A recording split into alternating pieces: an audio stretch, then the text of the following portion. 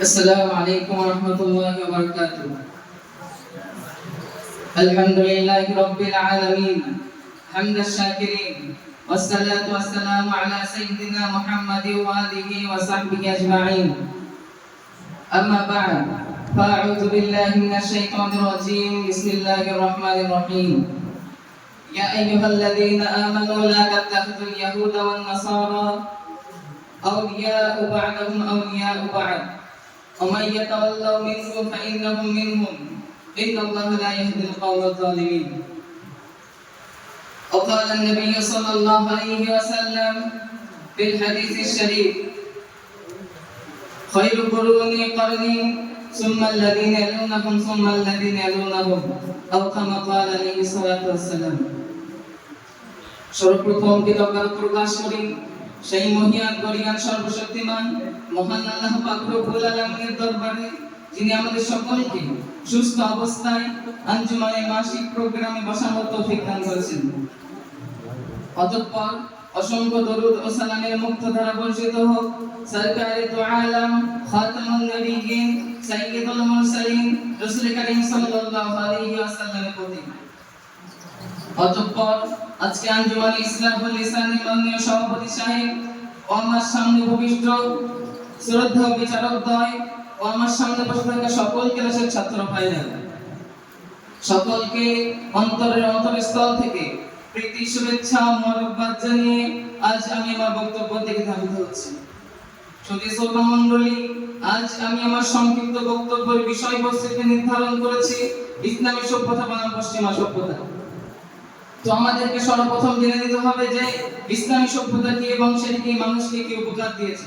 সুধী শ্রোতা মণ্ডলী, ইসলামী সভ্যতা বলতে বোঝানো হয় ইসলামী নিয়ম কানুন অনুযায়ী জীবন পরিচালনা করাকে, অর্থাৎ যাদের নিয়ম নীতি হবে কোরআন এবং হাদিসের নিয়ম নীতি অনুযায়ী, এমনই এক সুস্থ সমাজ ব্যবস্থাকে বলা হয় ইসলামী সভ্যতা। এই সভ্যতা পৃথিবীর আদি যুগ থেকে থাকলেও এটি পূর্ণতা পায় আজ থেকে প্রায় ১,৫০০ বছর আগে, অর্থাৎ ৬১০ ইসরিতে রাসূল করিম ৬১০ খ্রিস্টাব্দে রাসূল করিম সাল্লাল্লাহু আলাইহি ওয়াসাল্লামের হাত ধরে এই সভ্যতার বাণী রাসূল করিম সাল্লাল্লাহু আলাইহি ওয়াসাল্লাম এমন এক জাতির মাঝে দিয়েছিলেন যারা ছিল পৃথিবীর ইতিহাসের সর্বনিকৃষ্ট, যাদের সম্পর্কে ইতিহাস বলে তারা নাকি ছিল পৃথিবীর সর্বনিকৃষ্ট জাতি। তাদের মধ্যে মানবতা ভদ্রতাবোধ বলে কোনো জিনিস ছিল না। রাসূল করিম সাল্লাল্লাহু আলাইহি ওয়াসাল্লাম এই সভ্যতা দিয়ে সেই অসভ্য জাতিকে সভ্য জাতিতে পরিণত করেছিলেন। তাদের সম্পর্কে স্বয়ং রাসূল করিম সাল্লাল্লাহু আলাইহি ওয়াসাল্লাম বলেন, আসহাবিকান নুজুম। যদি শ্রোতা মণ্ডলী, শুধু তাই নয়, তাদের এই আখলাক চরিত্রে মুগ্ধ হয়ে মহান আল্লাহ পাক রব্বুল আলামিন পবিত্র কালামুল্লাহ শরীফে ইরশাদ করেছেন রাদিয়াল্লাহু আনহু ওয়া রাদু আনহু বলে। শুধু তাই নয়, ইসলামী সভ্যতার স্বর্ণযুগ বলা হয় আব্বাসীয় যুগকে, যেই যুগে ৮৩০ খ্রিস্টাব্দে বাইতুল হিকমা প্রতিষ্ঠিত করে জ্ঞান বিজ্ঞানের চূড়ান্ত পর্যায়ে এই পৃথিবীকে নিয়ে গিয়েছিল ইসলামী সাম্রাজ্য।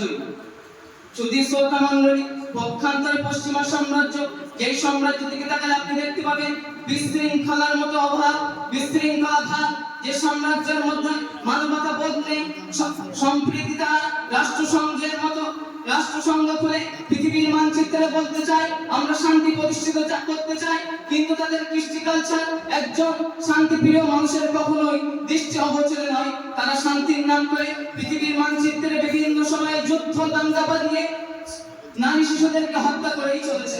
শুধু শ্রোতা মণ্ডলী, যে সাম্রাজ্যে অসহায় গরিবদেরকে কোন রকম প্রশ্রয় দেওয়া হয় না, ইসলামী সাম্রাজ্য যেখানে অসহায় দরিদ্রদেরকে পাশে দাঁড়ানোর জন্য যাকাত ফিতরার মতো বন্দোবস্ত করেছে, সেখানে পশ্চিমা সভ্যতা পৃথিবীর মানচিত্রে গরিবদেরকে আরো অসহায় অবস্থায় ফেলে দেওয়ার জন্য লোনের মতো ব্যবস্থা করেছে, যার মাধ্যমে পৃথিবীর মানচিত্রে অসহায় অসহায়রা আরো ধীরে ধীরে দরিদ্র হয়েই চলেছে। ইসলামী সভ্যতা যেখানে নারীদেরকে হেফাজত করার জন্য পর্দার বন্ধ অবস্থা করেছে এবং অবাধ মেলামেশা হারাম করেছে, সেখানে আধুনিক বিশ্ব তার আধুনিকতার নাম করে নারীদেরকে শর্ট ড্রেস এবং অবাধ মেলামেশার ফলে জিনা ব্যভিচারের মতো জঘন্যতম অপরাধ পৃথিবীতে হয়েই চলেছে।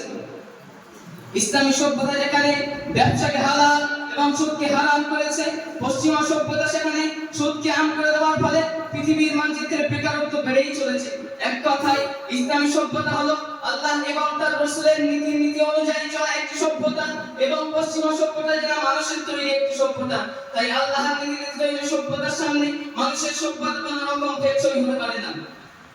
তাই আসুন আমরা সেই সভ্যতাকে নিজের জীবনে ধারণ করি, যেই সভ্যতা একটি মানব সমাজকে, অশৃঙ্খল মানুষ সমাজকে সুশৃঙ্খল মানব সমাজে পরিণত করেছিল, এবং সেই সভ্যতা থেকে দূরে থাকি যেই সভ্যতা পৃথিবীর মানচিত্রে বিভিন্ন সময় দুষ্কৃতিমূলক কার্যকলাপ করেই চলেছে।